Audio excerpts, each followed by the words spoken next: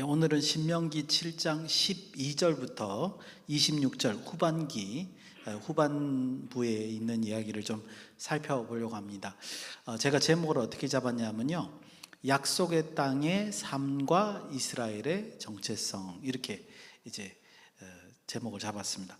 우리 지난주에 1절에서 11절 봤을 때 이 내용이 이스라엘의 정체성, 하나님 백성으로서의 정체성과 관련이 있다, 이렇게 말씀을 드리고, 특별히 7장 안에서 세 가지 주제들이 보인다, 그 세 가지 주제들로 통해서 이스라엘 정체성을 드러내고 있다, 이렇게 말씀을 드렸습니다.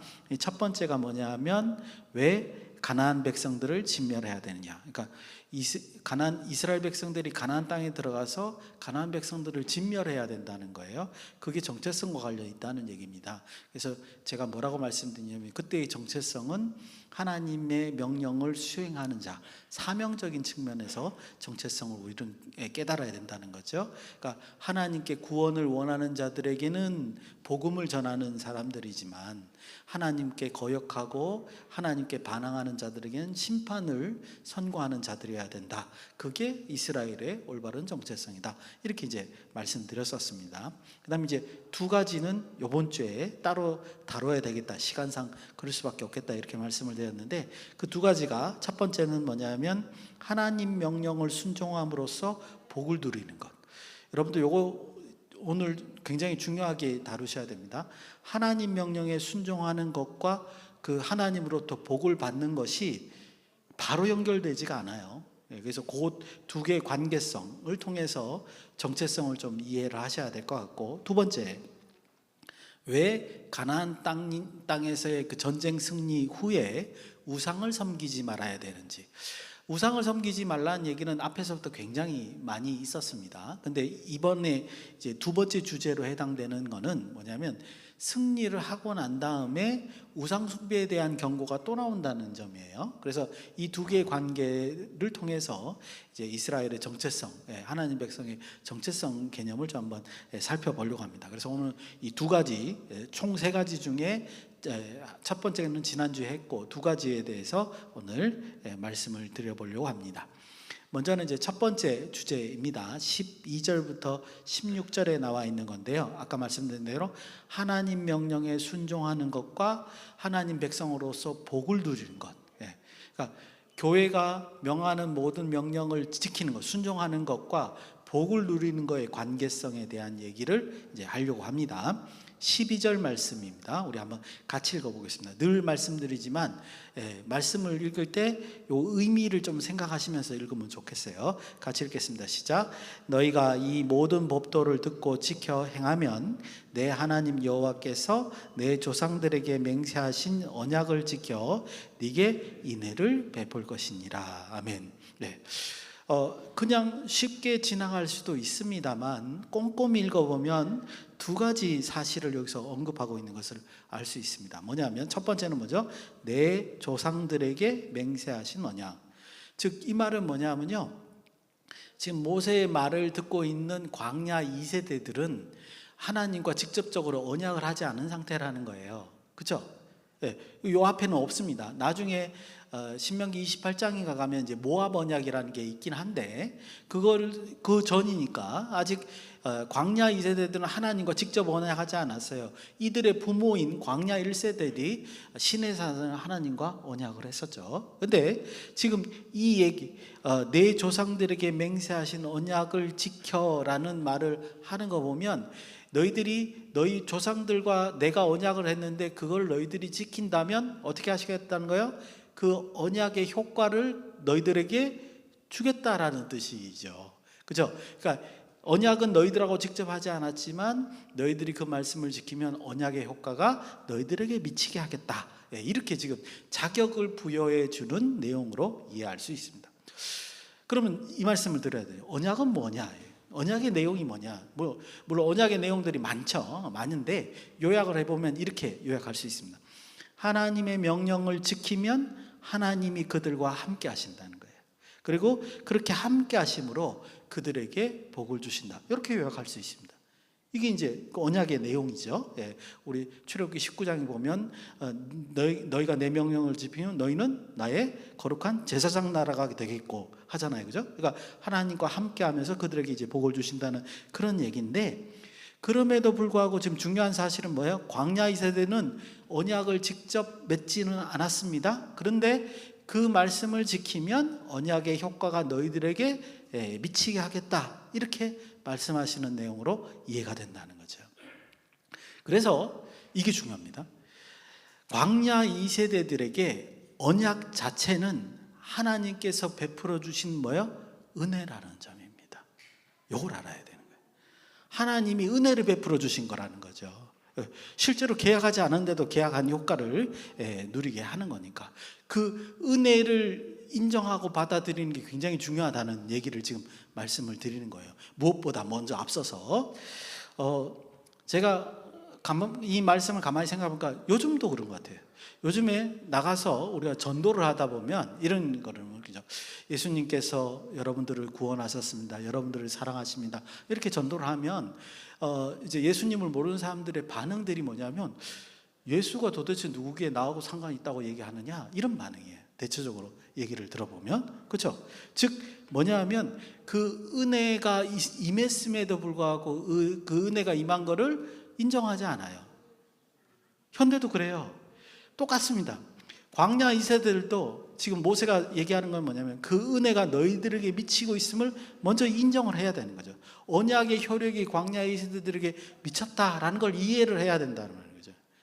현대에 와서는 뭐예요? 예수 그리스도의 보혈이 너희들의 죄를 사하고 구원의 길로 이끌고 있다, 지금 적용되고 있다, 단지 너희들이 믿기만 하면 그걸 받을 수 있다, 이걸 인정해야 되는데 인정하지 않는다. 몰라서도 인정하지 않고 때론 꺼리면서도 인정하지 않고, 그래서 효과를 누릴 수 없게 되는 거라는 거예요. 그거는 예전이나 지금이나 똑같다는 거죠.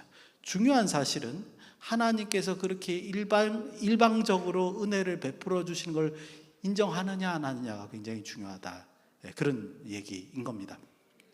그래서 지금 말씀 12절 말씀 가운데 내 조상들에게 맹세하신 언약을 지켜, 이 말은 그 효과가 너희들에게 은혜로 주어진다라는 걸 이해해라는 거죠.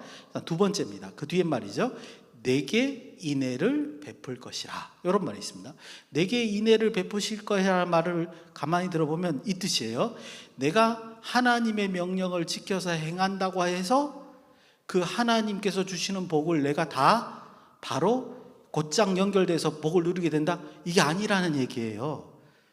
내가 하나님 말씀을 순종하는 것과 내가 복을 누리는 건 다른 거라는 거예요. 그 사이에 뭐가 있느냐? 너희가 내 말을 순종하면 하나님이 인애가 히브리어로 헤세드, 자비, 하나님께서 이스라엘 백성들을 불쌍히 여겨서 자비를 베풀어 주신다는 얘기예요. 즉 명령에 순종하는 것과 복을 받는 것 사이에 하나님이 은혜를 베풀어 주신 것, 자비를 베풀어 주시는 그 중간에가 하나가 있다는 겁니다. 그래서 우리는 뭐라고 이해를 해야 되냐면, 내가 하나님의 명령을 지킨다는 것이 하나님으로부터 곧장 복을 받는 것이다 라고 이해하는 것은 틀렸다는 거예요. 그건 아니라는 거예요. 그렇게 하면 좋겠죠. 근데 여러분 조금만 생각해 보면 그게 이해가 가요. 여러분도 보세요. 내가 교회에서 어떤 봉사를 하고 어떤 교회에서 명하는 모든 것들을 수행함으로 복을 얻는다라고 생각하면 굉장히 큰일 날 일들이 벌어집니다. 왜요? 완전 자동적이거든요. 그죠? 내가 이렇게 한 만큼 내가 받는다, 기브 앤 테이크다 라고 생각하면 사람이 교만해지는 거예요. 주는 대로 받으니까. 조금 비유적으로 말하면 여러분들 알라딘의 요술램프 아시죠? 그 지니 아시죠? 그죠? 지니를 옆에 두는 거예요. 내가 자 이만큼 줬으니까 너 이거 줘? 그러면 딱 주고, 이런 식으로 내가 원하는 거 딱 이렇게 되는 거예요. 하나님은 우리에게 그런 교만을 주시지 않으려고 이런 장치를 해두시는 걸 볼 수 있습니다. 그럼 도대체 뭐냐? 도대체 하나님의 말씀에 순종하는 것은 어떤 의미로 우리가 이해할 수 있느냐 생각해 보면요, 이런 거예요. 하나님의 명령에 순종하는 것이 곧 복을 받을 수 있는 자격 조건이 되는 게 아니라 그 복을 하나님께 요청하는 자격이 되는 겁니다. 단지 요청할 수 있는 거예요. 그러면 복을 주는 것과 안 주는 것, 그건 누가 결정하는 거예요? 우리가 결정하는 게 아니라 하나님이 결정하시는 거예요. 그래서 때로는 내가 요청해도 지연될 수 있고 안 주실 수도 있습니다. 왜? 우리가에게 해가 될 수 있으니까. 그 결정권을 누가 가지고 있는 거예요? 하나님이 가지고 계신다. 다만 그거를 요청할 수 있는 자격을 우리에게 주신다는 거예요. 우리가 뭐하면? 하나님의 명령에 순종하면. 그러면 에이 좀 별로네 이렇게 생각하실 수 있는데 안 그렇습니다. 여러분들 13절에서 15절 보면요, 복의 내용이 등장하라는데요, 엄청난 복이 기록되어 있고, 더 중요한 거는 뭐냐면 이 복이 13절에 15절에 나오는 복의 내용이 무엇과 관련이 있어요? 실제적으로 세상에서 복을 주시는 분이 누구예요? 하나님이란 걸 전제하에 13절에서 15절이 적혀져 있습니다. 여러분들 그렇다면 다시 생각해 볼 필요가 있죠.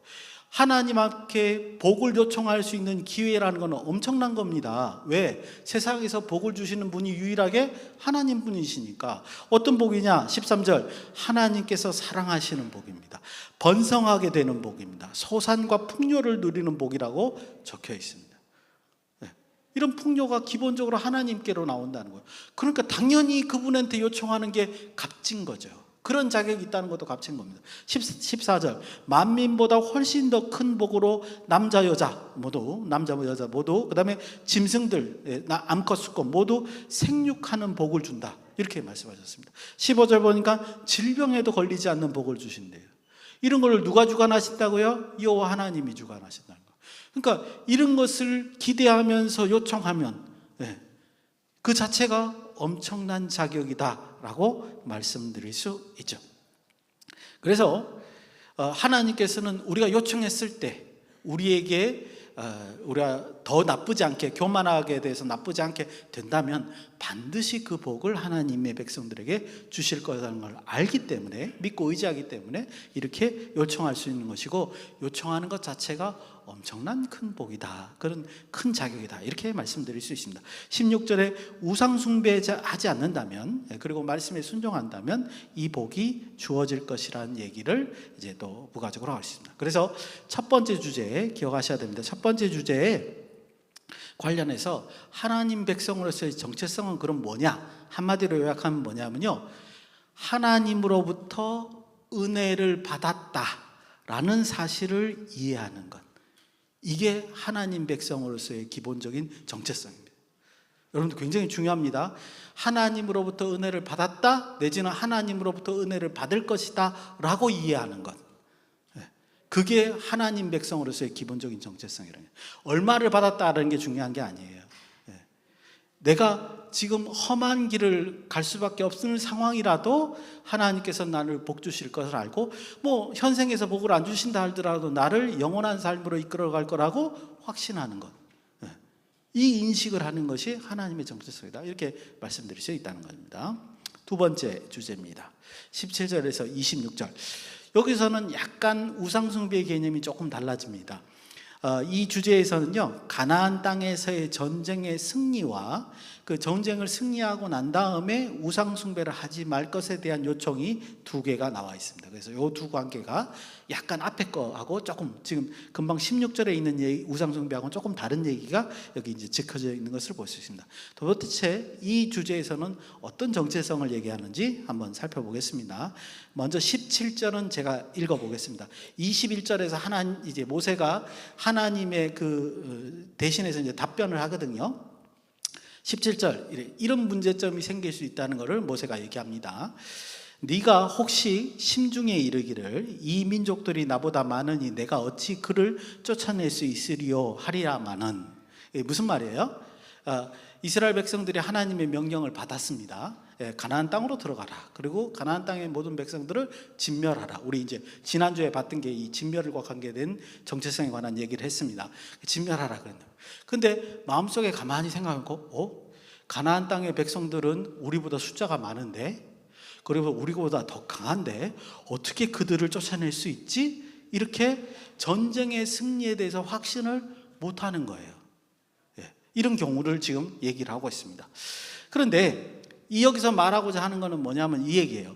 외부적인 어떤 요소들이 하나님 백성으로서의 정체성에 영향을 미치게 된다는 얘기예요. 그러니까 내가 하나님을 알기도 하고 하나님을 믿기도 하는데 워낙 바깥에 있는 환경들이 좋지 않으니까, 상황이 좋지 않으니까 흔들리는 거예요, 마음이. 그죠? 그래서 하나님이 원하시는 방향을 확신하는데 불구하고 상황이 어렵고 희망이 보이지 않는다고 해서 실행을 주저주저 하는 것, 이런 문제점이 있을 수 있다는 걸 여기서 얘기하고 있고, 그게 현대에서도 그대로 적용되죠. 여러분, 근데 기억하셔야 됩니다. 우리가 그렇게 주저하면 할수록 우리의 내부에서는 이미 뭐예요? 우리의 정체성이 흔들리는 거예요.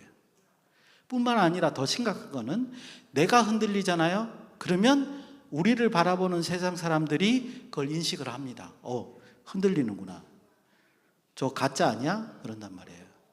그렇죠? 그 점을 우리는 이해해야 됩니다. 모세가 지금 광야 2세대들에게 17절에서 그 말을 하는 거예요. 그럼 도대체 그럴 때는 어떻게 해야 되느냐?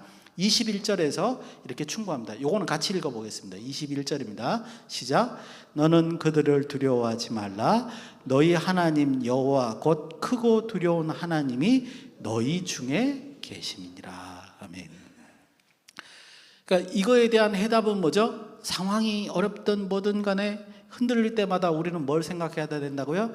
하나님께서 우리와 함께 하심을 생각해야 됩니다. 그래서 두려워하지 말아야 된다, 이런 얘기를 하고 있습니다. 여러분들, 그때 도대체 하나님과 함께 하셨다는 걸 어떻게 기억을 해야 되느냐라는 건데, 18절에서 20절에 보니까 그 기억하는 방법을 잘 소개하고 있습니다. 먼저 여러분들 18절 보십시오. 출애굽 때 하나님이 이스라엘 백성인데 그러니까 애굽을 나오게 할 때 그 10가지 재앙 아시잖아요, 그죠? 그거 했던 장면들을 기억해라. 이 19절에 광야를 너희들에게 불기둥과 구름기둥으로 인도했던 사실들을 기억해라. 그 다음 20절에 요단강 동편의 그 큰 두 나라, 바산왕 옥과 아모리 왕 시온을 물리쳤던, 그때 어떻게 물리쳤어요?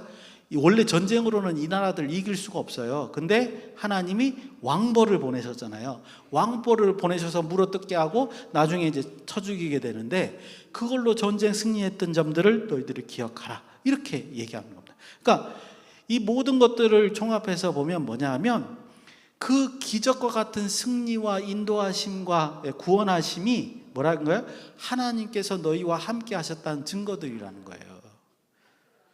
하나님이 아니면 너희들을 이렇게 할 수 있는 사람이 없지 않느냐라는 거예요. 그걸 기억하라는 거예요. 어떤 말도 안 되는 상황에서도 하나님이 너희들을 구원하셨다는 것을, 그걸 기억하라, 이런 얘기입니다. 그 다음에 모세는 여기서 한 발짝 더 나갑니다. 22절에서 24절을 보면, 그래서 너희들이 가나안 땅에서 벌어질 그 미래의 사건들도 어떻게 해요? 믿음을 가지고 나가라고 얘기를 합니다. 22절 어떤 일이 벌어지느냐? 하나님이 가나안 백성들을 한 번에 몰아내릴 것이 아니라 조금씩 몰아내실 것이다 얘기합니다. 이유는 뭐냐면, 가나안 땅이 넓어요. 그래서 이스라엘 백성들이 아무리 장정만 60만이라고 할지라도 가나안 땅에 들어가면 그 땅을 다 차지할 수가 없습니다. 그러니까 하나님께서 어떻게 하시냐면, 그 가나안 땅 백성들을 한꺼번에 확 몰아내면 들짐승이 번져가지고 해할 수 있으니까 조금씩 몰아내겠다, 그렇게 하십니다. 실제적으로 여호수아서에 보면 이런 장면들이 이제 등장하게 되죠. 그 다음에 23절에 보면 그들을 크게 혼란스럽게 하여 마침내 진멸할 수 있도록 한다, 이렇게 말씀하십니다. 이건 여호수아서 10장에서 11장의 전쟁 장면에서 확실히 알 수 있습니다. 여러분들, 전에도 말씀드렸지만요, 그 가나안 땅에 있는 백성들이 성을 딱 싸고, 여리고성이라든가 저기 아이성 같이 공성전을 벌였으면요, 성에서 안 나오고 전투를 벌였으면 이스라엘 백성들이 그 넓은 땅에 그 많은 나라도 성읍들을 정복하기가 굉장히 어려웠을 거예요. 근데 이들에게 하나님이 두려움을 줘서 남부연합군 만들어서 이스라엘과 평야에서 전쟁하다가 몰살당하고, 북부연합군 만들어서 다 나와서 전쟁하다가 몰살당하고, 이런 일이 벌어집니다. 그래서 진짜 성읍들은 다 텅텅 비고 부녀자들만 남게 되는 일이 벌어지는 거죠. 그래서 가나안 땅을 다 정복하게 되는 거예요. 그런 일이 벌어집니다. 그 뭐라고 돼 있죠? 여기 뭐야? 그들을 크게 혼란스럽게 하여. 이스라엘 그 가나안 땅 백성들이 봤을 때 지금 저 인구가 얼마 안 되니까 지금 전쟁해야 된다 이거죠. 그래서 더 큰 사람으로 연합군을 이루어서 전쟁을 하면 이길 수 있을 거라는 거죠. 말이 맞죠. 근데 10장에 보니까 뭐예요? 우박으로 맞은 자가 칼에 죽은 자보다 더 많았다, 그렇게 말합니다. 어떻게 하나님은 골라서 걔네들만 우박으로 때려서 없앴을까요? 그죠? 놀라운 일이죠. 그걸 누가 상상할 수 있겠습니까? 이런 기적이 일어나지 않으면 사실 일어날 수 없는 거고, 사실 가나안 땅의 남부연합군의 생각이 맞은 거예요. 원래는 상식적으로. 그죠? 그래서 이런 혼란스럽게 해서 진멸당하는 일이 벌어졌습니다. 24절, 그들의 왕들을 진멸하신다 하셨습니다. 여러분들 여호수아 12장을 보시면 가나안 땅에 제 기억으로 33명입니다. 그 가나안 땅에 있는 왕들, 북쪽과 남쪽에 있는 여러 그 땅을 지배하는 33명의 왕들의 이름들이 다 기록이 되어 있습니다. 거기서 다 이제 진멸당했다 이렇게 표현되어 있죠. 왕들이 진멸당했다는 그 나라가 이제 정복당했다 이렇게 우리가 볼 수 있는 거죠. 실제로 그런 일들이 벌어졌다라는 걸 우리가 볼 수 있습니다. 여러분들 그래서 보십시오. 뭐요? 하나님께서 함께 하시면 기적이 벌어지고 그 역사가 일어난다는 거, 우리가 하나님과 함께하는 백성이라는 거, 이게 이스라엘의 정체성이라는 거예요. 그걸 잊어버리면 안 된다, 이렇게 지금 얘기하고 있는 겁니다. 그러면 이제 가나안 땅에서 벌어질 일들도 충분히 너희들이 의지하고 나갈 수 있다, 그렇게 말하는 거죠. 마지막으로 25절에서 26절 또 우상숭배 얘기가 나오는데, 여러분들 이게 약간 바뀌었다고 그랬죠? 잘 한번 보십시오. 25절에 보면 뭐라냐면, 너는 그들이 조각한 신상을 불사르고 그것에 입힌 은이나 금을 탐내지 말며 취하지 말라, 이렇게 돼 있죠. 그 다음에 26절에도 보면 너는 가증한 것을 내 집에 들이지 말라, 이렇게 돼 있죠. 우상 숭배를 금지하는 내용이 맞기는 맞는데 상황이 이런 거예요. 아까 말씀드린 대로 전쟁에서 연합군을 형성하고 나와서 다 몰살당하니까 성도 텅텅 비고 집도 텅텅 비었잖아요. 그래서 이스라엘이 그 지역에 가서 그냥 공짜로 성도 얻고 집도 공짜로 얻고 포도원도 과수원도 다 공짜로 얻잖아요. 그랬을 때 그 집 안에 뭐가 있는 거예요? 금으로 새긴 멋진 우상이 있는 거예요. 그럼 어떻게 하라고요? 지금 전쟁에 승리했기 때문에 그거를 차지하라는 게 아니라 어떻게 한다고요?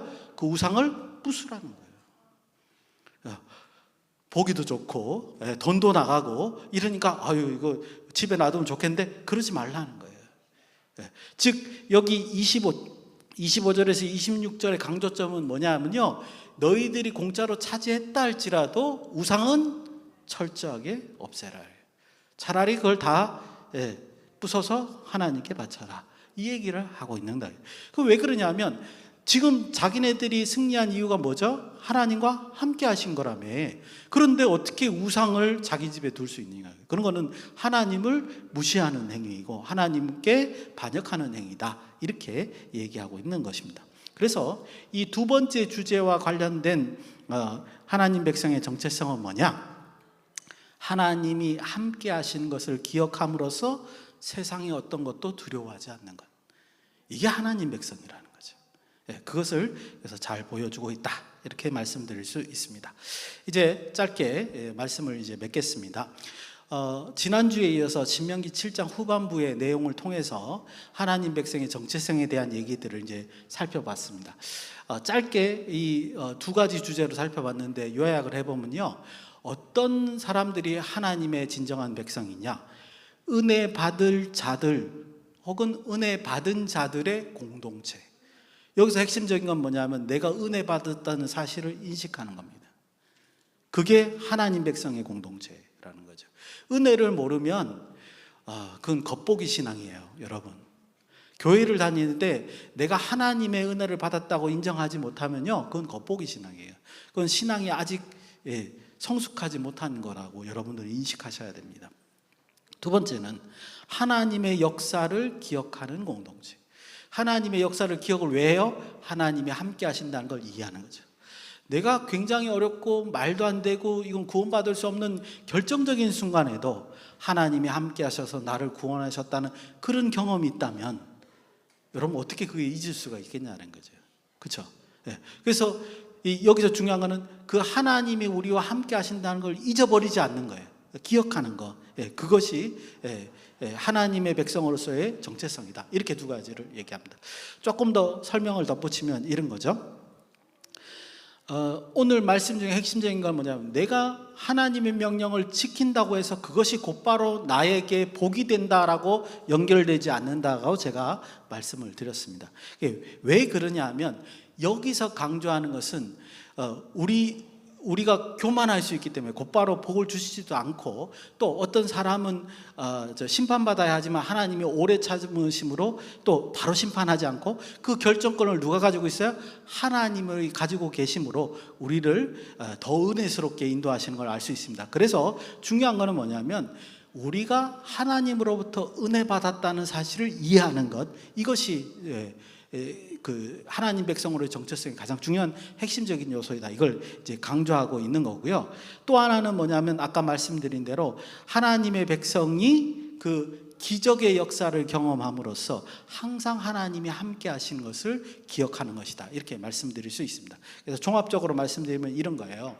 하나님의 은혜를 우리가 받잖아요. 받았을 때 그 받은 결과로 인해서 또 내 정력으로 또 요구하고 또 받고, 또 요구하고 또 받고, 이런 게 하나님의 백성의 정체성이 아니에요. 우리 가운데 그렇게 생각하시면 그거는 우리가 신앙을 잘못 이해하는 것이다. 이렇게 이해를 하셔야 됩니다. 그럼 어떤 것이냐? 하나님의 은혜 받은 자가 그 은혜 받은 그거를 기억하면서, 감사하면서 하나님이 늘 우리와 함께 하신다는 것을 확신하는 것. 이게 신앙 공동체, 하나님 백성의 신앙 공동체의 결정적인 그 공동체의 어떤 특징이라는 거예요. 그래서 이걸 아는 사람은요, 앞으로 벌어질 일이 얼마나 험난하다 할지라도 그것을 의지하고, 하나님이 함께 하시니까 그것을 의지하고 나아갈 수 있다. 이렇게 말씀드릴 수 있습니다. 이것이 올바른 정체성이다. 오늘 말씀이 그걸 전한다는 거죠. 그래서 오늘 말씀을 통해서 온전한 하나님 백성으로서 정체성을 깨닫고 하나님께 영광 돌리시는 저와 여러분이 되시기를 예수님의 이름으로 축원드립니다. 기도하시겠습니다. 참으로 고마우신